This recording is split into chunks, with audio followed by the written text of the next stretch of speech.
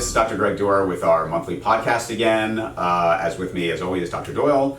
Today we are lucky to have two great instructors associated with sports that we wanted to talk about. We're getting a lot of requests for this in our practice. We have Giovanna, who is our pickleball instructor, and we have Michael, who is our tennis instructor. And a couple of things that we wanted to talk about. This is actually a unique podcast for us because this is the first time, rather than Dr. Doyle and I coming up with questions that we might want to ask, I actually asked patients what their interests were, what were their questions, especially those that were getting into something like pickleball. And we wanted to talk about, in particular, that transition that people may be doing from tennis to pickleball and vice versa, regarding training cycles, things along those lines, challenges that people were seeing from one to the other, and actually getting experts to be able to talk about how we can make those transitions. So, first of all, thanks for coming. Absolutely.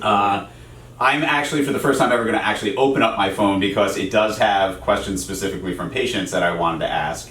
So one of the things in particular that was asked, especially as people were getting into it, and again, we'll talk about this a little bit later on as to how this can translate to injuries, but I would love the two of you to talk about the warm-up process. And it's got to be different from tennis to pickleball. What the two of you are seeing, like having, both of you obviously played. I mean, I'm saying you're my pickleball instructor, but we also know where you started in tennis. So from that standpoint, what do you see as differences, as well as what are the importance of warm-ups for people as they're getting into pickleball? And what are the differences you see between tennis and pickleball? So whoever wants to take that one first. Yeah, sure. So I think from my perspective, having coached tennis for a very long time and coaching pickleball for only probably a couple of years now, at the recreational level, I wouldn't say in terms of, I think a dynamic warm-up is best when you're starting out, as opposed to maybe a static warm-up. So just trying to get the muscles loose and moving with tennis and pickleball is, at least in my opinion, a similar warm-up, maybe slightly more extensive for tennis, but I think a lot of the dynamic movements that I'll do in the beginning of a clinic, whether it's tennis or pickleball, for recreational players, maybe not like the high-level high school tennis players or such, maybe it's a little bit more in terms of fitness, but in terms of the dynamic warm-up that I'll do, it's a lot of the same movements with, high knees, butt kicks, lunges, shuffling, just trying to get loose, maybe a little bit of running, and then maybe we'll do a few static stretches, but I personally think in terms of post-recovery after you play, static stretches are best, but I think the dynamic warm-ups for both sports, at least in my opinion, is crucial. So, I have to agree that it is very similar in terms of what parts of your body. I mean, you really want to warm up almost every part of your body. Where I teach, where we coach, we start every single clinic with a warm-up. And it's foreign to many people. Many people just come in, they want to get playing, but we insist on that warm-up. And the warm-up will consist of warming up your ankles, warming up your wrists, because those are the ones that sometimes become overlooked. Getting the quads, the hamstrings, getting the shoulders. And we might spend 8 to 10 minutes, but it's more than not doing anything at all. What we see is a lot of players come into the game without doing any preparation, without doing any stretch, or any preparation whatsoever. So I think it's very similar to tennis in that any good tennis instructor would have their players warm up on the court before they even pick up their racket or their paddle. That's paramount. But we would really love to see players doing some more before they even reach the court. Warm your muscles up. Jump rope, go for a little jog, get warm. You come in cold, your muscles are tight, and it can help to prevent injury. So I think we agree that the type of preparation is very similar. Tennis to pickleball. Now, you mentioned in particular about tennis being a little bit more aggressive. Now, it seemed like a lot of what both of you were talking about, largely focusing on the lower extremity and making sure that those are relatively warm. What's the large difference between the upper extremity? Because obviously the type of strokes you're doing with the racket, which is a longer lever, a lot more force being generated from it. Describe how you altered that kind of a warm-up regarding shoulders, elbows, wrists for upper extremity. Yeah, I mean, just in terms of pickleball versus tennis, the swing in the upper body is way more active in tennis. I mean, it still comes from the ground up with, you know, your trunk and your legs, but just having a heavier instrument and just having to hit the ball harder. I mean, pickleball, you have to play it slower, so I think that's where maybe in the warm-up stages and the stretching stages, for me at least, if I'm coaching tennis versus pickleball, I'm maybe doing more static warm-up with the upper body, you know, dynamic warm-up, but then it's going to be, you know, stretching the arms, the wrists, you know, kind of doing some trunk twists and stuff like that. So, I mean, I think obviously you're still using the upper body in pickleball, but tennis, just because it's a heavier racket and it's a fuller swing and you're accelerating more, I think just slightly more, you know, preparation and like warming up of the upper body. So what I'm seeing is that the game has evolved a lot. I mean, the game originated in the 60s, became really popular during COVID because people were looking for something to do outside, you know, that was safe. And so I think, and the game has changed so much in the last several years. So it was all about, as you said, the slow game, which is still a big part of the game, is this finesse game that happens at the kitchen area, the non-volley zone. But the power game is becoming more and more prevalent as we see the pros on tour are definitely playing more of a power game, and that's translating down to the recreational. The paddles have also changed. The technology of the paddles, the paddles have gotten banned because they're too powerful. So it's just changed. And is that just is that just composition of the paddles, or is that size, or both? It's composition. Yeah. What they're made with, the graphite. They're making paddles now that with the ability to spin the ball. So the game is becoming more aggressive, while the soft game is still a big part of it. And ultimately, the game that you want to be able to play, that finesse game, the power game is definitely it's here to stay. And so as more and more recreational players watch that, they want to play like that. And they want to swing harder. We're all being coached to like swing harder. Our serves, originally when I started playing 4 years ago, it was like get a nice deep serve in, lob it in, and that was good enough. Well, what's happening now is that there's this whole, you know, aggressive swing, like in tennis.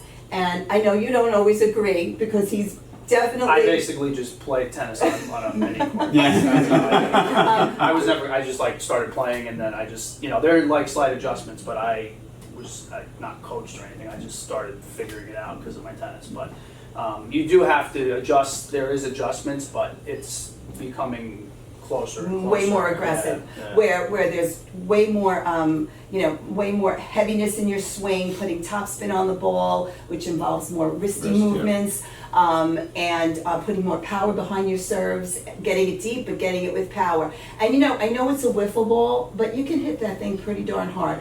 Well, it's also the distance, and too. the distance. It's a shorter distance, so the reaction time is less. Yeah. Ball, so. Yeah. So when we get our players ready, we do probably spend more time on the hips priority. You know, we do like open the gate, close the gate, a lot of preparation of the hips, but we definitely do warm up the shoulders. You know, we get them warming up the wrists, you know, stretching out the triceps. So we do add that, but there's just so much you can do, and we have an hour and a half and we have a lot to pack in.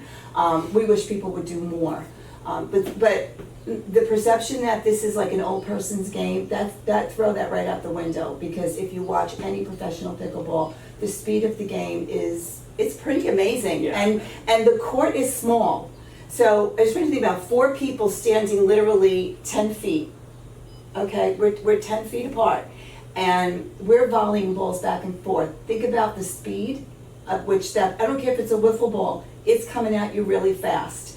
And so, you know, it's quick, jerky movements, you know, with your upper body, but also your lower body. There's a lot of quick movements, and knowing how to move on the court is paramount. Most people come into it and have no clue how to move on a pickleball court. Get into that a little bit deeper. What is it that's, I mean, I know tennis is such a lateral movement sport from baseline, side to side on the baseline. Mm-hmm. What is that? And I mean, I've watched doubles, not that I've ever played doubles tennis myself, but what are those faster movements? I mean, is it similar as to the doubles associated with tennis, where it's really fast and close up at the net? Or is there a completely different methodology to your lateral movements associated with pickleball? The difference being in pickleball is that you have the kitchen or the non-volley zone. So it's more tennis. I can like crash forward. If I still move laterally, but if I move forward, I don't, unless I run into the net, I'm not like obstructed by any area. Pickleball, like they put the kitchen in to sort of level the playing field. So the movement along the kitchen line is something that has to be sort of learned, and a lot of people, whether they come from tennis or not, end up stepping in and hitting the ball. I remember, just like a funny story, the first time I ever played pickleball, I think I was like, not totally comfortable yet and whatever, and I hit like a serve and I ran forward like in tennis and like tried to step in and volley it, and they like stopped and I was like, what's the problem? And they were like, you just stepped into the kitchen. So there's like an equalizer in pickleball that you have to learn how to move laterally across the kitchen, because a lot of players will dink, which is like a soft shot that kind of lands in the kitchen, and you have to play like that slow game I alluded to earlier. So tennis is more of like you could sort of go forward without any like restriction. Pickleball, there's only so much you could do, and you have to learn to move lateral alongside the kitchen line. So there's a difference in that. There's a lot of lateral movement in pickleball, way more than you think, as he was talking about that kitchen area, which is ultimately where you want to get to. In tennis, even in doubles, you can hang back at that baseline and work your way up. And generally, the points are much shorter. A player who's aggressive will come in, look for a volley, maybe hit one, maybe hit two, and the points are pretty much over in a good doubles game. In pickleball, those points at the kitchen line, especially for players that are at that like higher intermediate advanced level, you could get into rallies that are 20, 30, 40 points. At the pro level, you'll see that on a regular basis. And that's a mixture of soft shots and hard shots. And your movement at that kitchen line is all lateral. It's side to side. You're not stepping back, you're not stepping in. The only time you're stepping in is to take a ball that bounces. If the ball bounces, that's a soft shot. That's not putting too much stress on you. But otherwise, you're squared up. You've got your paddle in front of you, and it's pretty intense. And your movement is all just side to side, side to side, side to side across the net. So I think that's where like the ankle injuries, the knee injuries come in, especially if your body's not prepared for it. Also, because the ball doesn't bounce as high as a tennis ball, that's where like people are putting stress on their knees, or because if the ball doesn't come up, so they're like bending awkwardly sometimes, and then the back a little bit. So it's a little bit more awkward in terms of like having to get down and reach for shots. Versus tennis, the ball bounces up. Right. The ball is low, so we're always telling our players, you've got to get under the ball. Well, to get under the ball, what a lot of people do is they bend, right at the waist. They go down this way, as opposed to dropping down. You got to drop your whole, take your paddle with you and drop down. Get the ball, get back up. So nice athletic stance, and using your legs. If you use your legs, you will avoid a lot of injuries. But if you don't and you're bending, we see a lot of that with players are bending over, they're lunging because they're not moving properly at that kitchen line, that lateral movement. Some people find it really hard to move that way. So they stick their leg out, they lunge for a ball. Now, they're tweaking their back. So proper movement, proper footwork, well, I think it's important in any sport. It's really important in pickleball. And what we find is that a lot of people will go down to their park, get a ball, get a paddle, jump into a game, and think because they can hit the ball back and forth that, oh, now I can play pickleball and I can jump into a game, and they're not properly trained. So I think one of the biggest pieces of advice that I would give is, if you want to play, get some proper instruction, at least at the beginning. Like go to a beginner clinic, learn how to move, learn how to to use your body the right way to play the sport.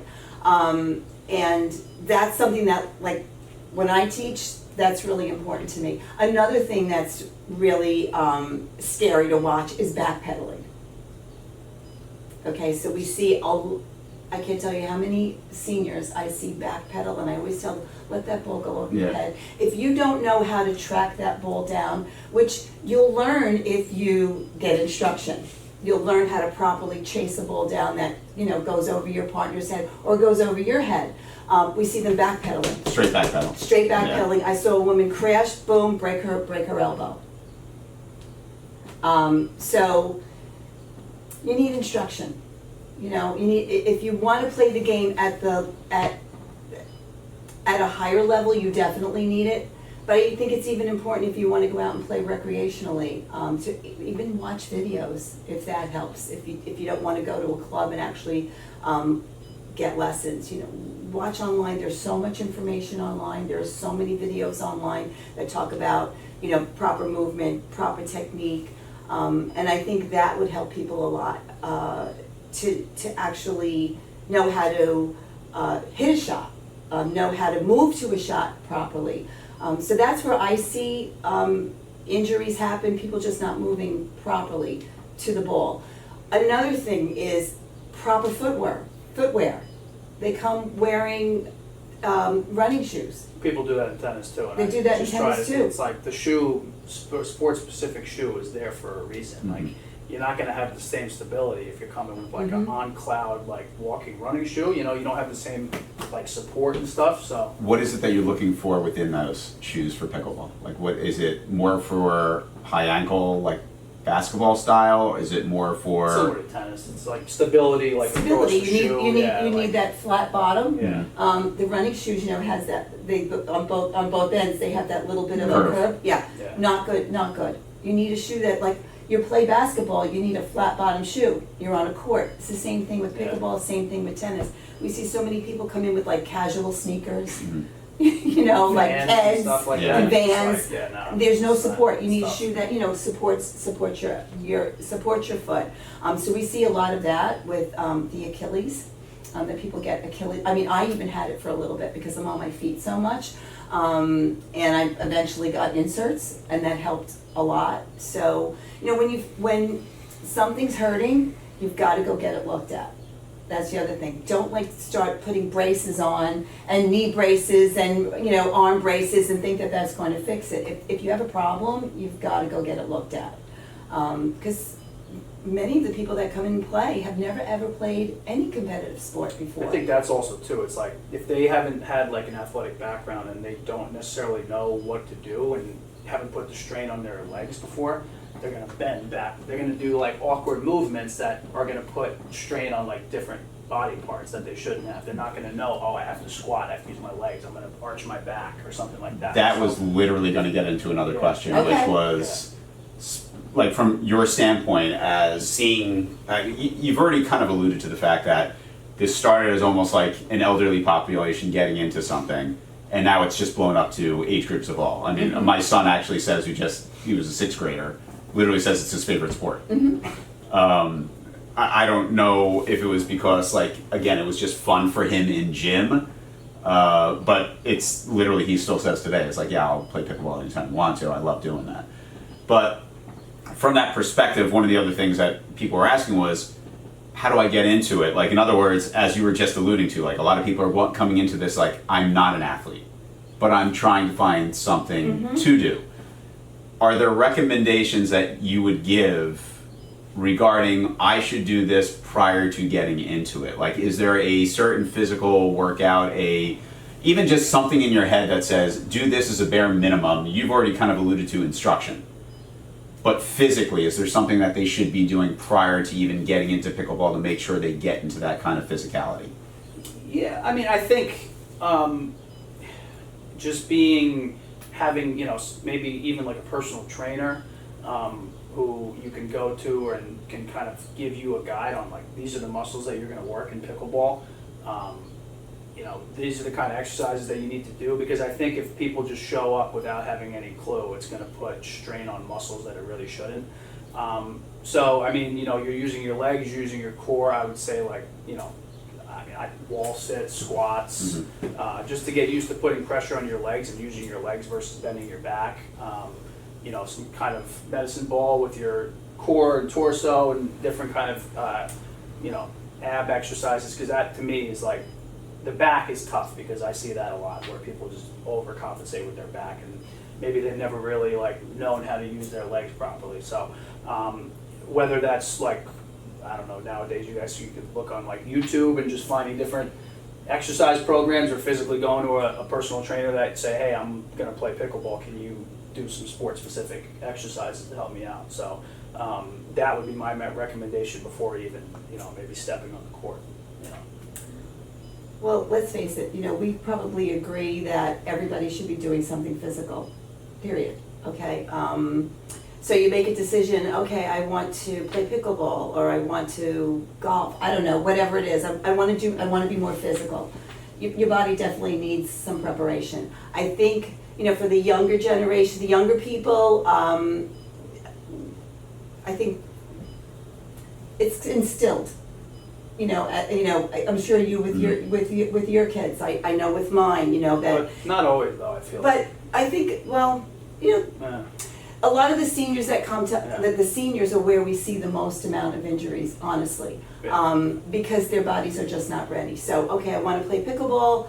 Maybe I need to start, walking. Maybe I need to start stretching. Maybe I need to use some bands and strengthen. Strengthen parts of my body. Go to the gym. Go onto a YouTube video, or go join one of these yoga classes. Something you've got to get physical in some sort of way before you participate in a sport. But most people don't. They come in, they want to play. They think that pickleball is the fitness. It's not. Yeah. That's not the fitness. That's not getting your body fit. It's the things that you do to prepare yourself for it. Will people do it? I don't know. We encourage them to, as coaches, to do some strength training exercises while you're playing or before you start playing. We do encourage that. Whether people do it or not, I don't know. Many times they start to do it when they get injured and they go to physical therapy, and then they're told we need to strengthen this or we need to strengthen that. I definitely think preparation before you engage in any physical activity is super important. The minimum would be walking and stretching. To me, that's the minimum. Strength training is really important, but I could even see it from the tennis perspective. I think, I see it where sometimes, I'll ask a group whether it's a little more advanced. I'm like, do you guys go to the gym? Do you guys do any extra physical exercise versus coming here? I'll put together a 10-minute, maybe sprints, planks, crunch, some kind of, and sometimes people are just absolutely spent, and I'm like, this is just the warm up, So Yeah. it's you have to condition your body, and not just the time that you're playing the sport. That's when you're preparing your body to play the sport. If you're not doing anything outside of just showing up to play, and I always pose those questions probably more in tennis, just because with high school players and such, I kind of feel okay, I went through this.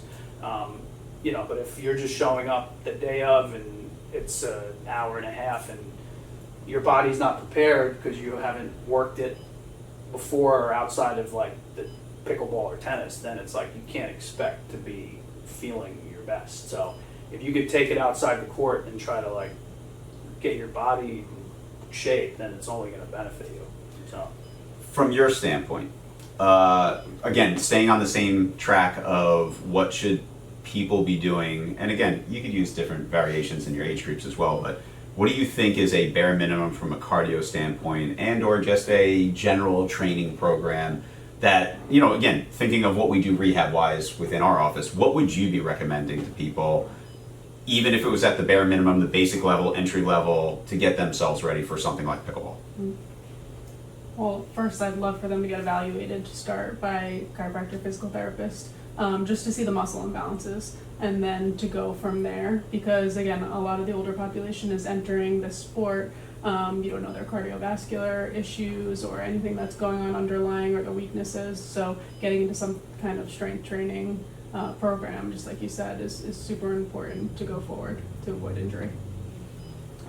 Now, another thing that people have been asking about, Michael, you actually already alluded to this, was, okay, we played a game or practice or whatever, a pickup, whatever it might have been. A lot of the times, what is the classic thing that most people do as soon as they finish an activity? Like, granted, if it was soccer, it meant we probably went and had a beer. But with pickleball, I mean, the standard thing most people end activity is, I go home. What's your recommendation actually for proper cool down to make sure that they are staying? It's not, a lot of the times the repetitive injuries aren't the injuries that happen that day. It's, I've been doing the same thing over and over again, but not really recovering. Self-care following is where we start either tightening up, losing mobility, start breaking down tissue, and start seeing our injuries. So from that standpoint, what's your recommendations as to how do they keep themselves limber enough post-activity to make sure that they're starting the next practice, the next game, the next whatever, at the level they were the first time they played? Yeah, sure. So I feel like, again, like we were talking about before, I feel like the dynamic kind of warm-up stretching is great, like pre-playing. I would say post, especially if it's hot like it's been here, like definitely hydration. During, honestly, before, during, and after. You know, you see in these temperatures, obviously it's like paramount, but even still, people made, oh, I didn't really eat before, or I didn't drink enough before, and then you wonder why you hit a wall 25 minutes in. So you have to, especially now that we're into the summer, it's like you gotta bring enough water, you gotta be hydrating before, throughout, but especially after. And then doing the static stretches. I think the static stretches are good as like a cool down, just to kind of like keep your muscles loose enough where you don't tighten up right away. You don't need to necessarily do dynamic stuff because you're not like getting ready to play. And then if you have any lingering, you know, I mean, I know myself, like if I have shoulder pain from just hitting or feeding all day long, I ice when I get home. So just any part of your body maybe that doesn't feel comfortable, you feel a little something like when you get home, or if you have it on you, like icing. So I would say hydrate, you know, get a meal in, static stretching, and then if you have to, like ice a certain body part or somewhere that maybe is bothering you. No. Yeah, I agree with everything Mike said. The stretching, the recovery is really important afterwards. Hydration during and after and before is really important. I think people are drinking more water these days anyway, but even more so. So I know personally, after I play, I stretch every single part of my body. Every part of my body gets stressed. The other thing that it's kind of related, but when something hurts, you've got to stop playing. When it hurts, you have to stop. If that knee pain is getting worse as you continue to play, you've got to stop. You've got to get off the court. People don't. They just keep playing through. They brace up and they come out and they go, I'll take a couple of Advil. We see people not addressing the problems. So whether you stretch before, you stretch after, if you're playing and something hurts, you've got to stop and you got to get to the root of why is this hurting me? Why is this bothering me? You've got to pay attention to that because your body's telling you something. That goes right back to the you lose 100 IQ points when you step on the field of play. Like we all get dumb as soon as we play a sport. It's the unfortunate nature of sports. And then the other thing that I see a lot of, so I've always been a player, whether I play tennis, whatever I've played, I had my limit. Even if I knew I could go on more, I would have my limit. Like 2 hours, that was it for me. Even if I wanted to play that extra hour, that's when the injuries happen. I see people playing 4 hours a day. They'll come in, play 2 hours in the morning, go home, come back, play another 2 hours. Our body, you know, especially seniors, our bodies are not prepared for that. So for you to play that many hours, you've got to spend some time taking care of your body. So I don't see enough of that. we as coaches, we encourage that all the time. There's just so much that we can do. We try to bring it into our programs the best we can by introducing the stretches, showing them the right stretches. But then, you know, what they do when they are not with us, that's really important. Yeah. So all of this is basically, and again, we're going to have a second half to our podcast, and that's going to get a little bit more into the injury, what we can do for the injuries, how do we take care of them while in play versus when do we have to stop playing and get into that. But from this standpoint, I think we've kind of addressed a lot of that. How do I get into it? How do I warm up to it? How do I keep myself healthy during it? The important thing to understand is we actually brought in 2 experts in the matter. If you're actually looking for instruction, whether it be tennis or pickleball, both Michael and Giovanna's information is actually going to be attached to the podcast, so you can always contact them if you're actually looking for proper instruction in getting into play. And our second half of our podcast is going to address a little bit more of our injuries, what we can do to either maintain, keep ourselves healthy, how do we address injuries as they come, what are the common injuries that we're going to see associated with the different age groups and body parts associated with that. And that will be our second half of our podcast. Once again, thanks for listening to us, and hopefully you got a lot of good information out of this first half.